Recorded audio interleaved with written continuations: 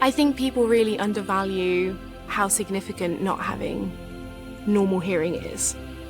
I think until you have a hearing loss, to any degree,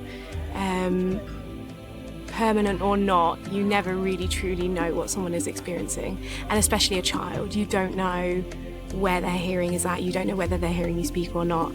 So to be able to provide a clear picture of where their hearing is, whether they can hear you speak or not, and to be able to somehow address that with hearing aids or whether it's something else, that is profoundly valuable to that individual, their family, their friends, everyone that they ever interact with will benefit, and they will benefit from being able to hear you speak.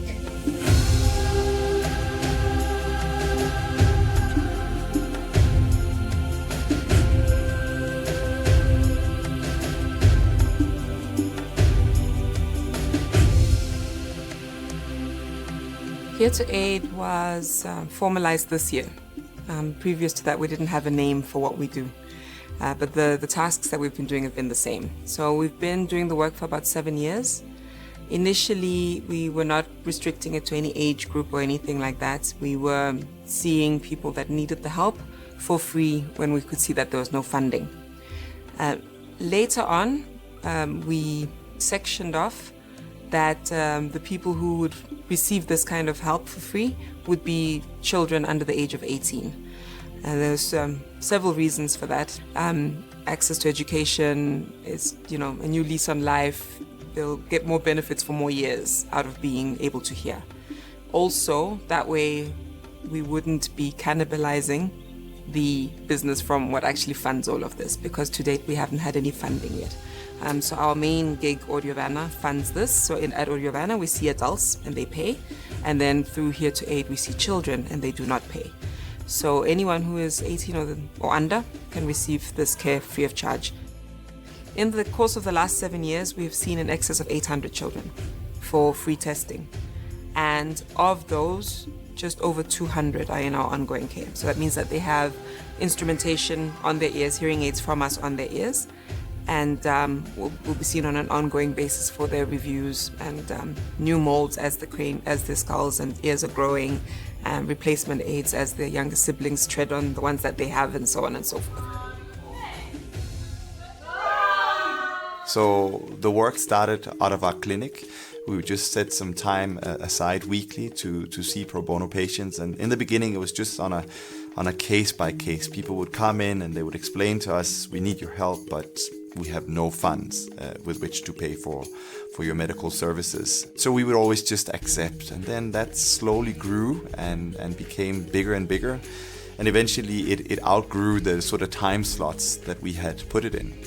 Then the next step was we rented some rooms in Kambusuma here in Harare, which is a clinic for the disability that charities can rent themselves into, and we rented that, and we managed to do our first sort of larger scale mission, and it's a really great success, and it was something that showed us that we could do a lot more than what we had been doing. Later it developed again. We started moving up into an area called Wange. There in Wange, a chief from that area is one of our patients, and he obviously is realizing what a big need there is for his people that side. So after having talked to him, he was very keen to have us come up there. And that was really, really nice to see sort of how the rural population could start to benefit, because they really are the most vulnerable in the country. Then later on, we were going on a holiday actually in Chilo, which is now down in the southeastern part of Zimbabwe. We thought, well, whilst we're in the area, in this national park, let's just see if we can't do something. We'll bring the equipment and we'll do maybe a day and see kids in that area.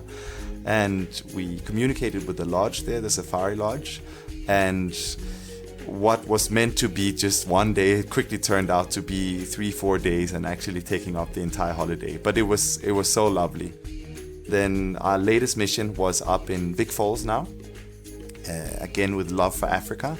Vic Falls is also an area where there's absolutely no audiology present of any kind. You have to drive I don't know, 16 hours to get to the capital to access any kind of service like that, and that is if you can afford it. So together with Love for Africa again, they helped us to get into that local community and do one of our missions. With more of these clinics being done across the country, it's also raising awareness. Because many times in some of the communities, they don't realize that, it's not a normal process of a child growing up that they have pus coming out of their ear. They're not realizing that actually it's degrading the structures in there. If possible, we should maybe seek medical attention. Hearing is not something that is commonly, quickly picked up, that a child has got a hearing problem. People are quicker to pick up vision problems or speech problems. With hearing, it's more, maybe the child is ignoring me, maybe they don't want to talk to me, maybe they're just stubborn and naughty. Before people actually think, hey, there might actually be a problem. Because with hearing problems, unless it's not there completely, unless someone is completely deaf, sometimes I find that in our communities, it's not something that we pay attention to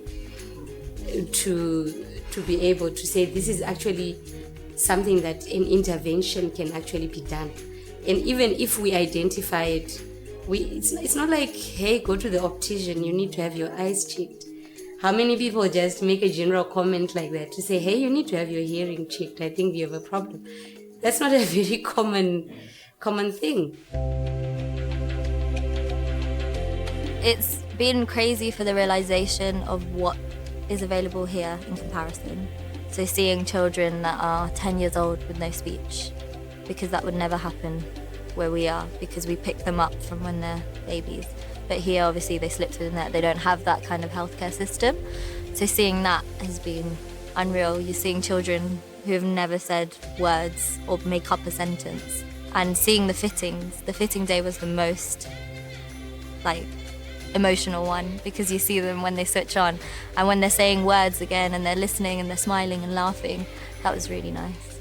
Hello. Sounds okay? Yeah. Sounds different or the same?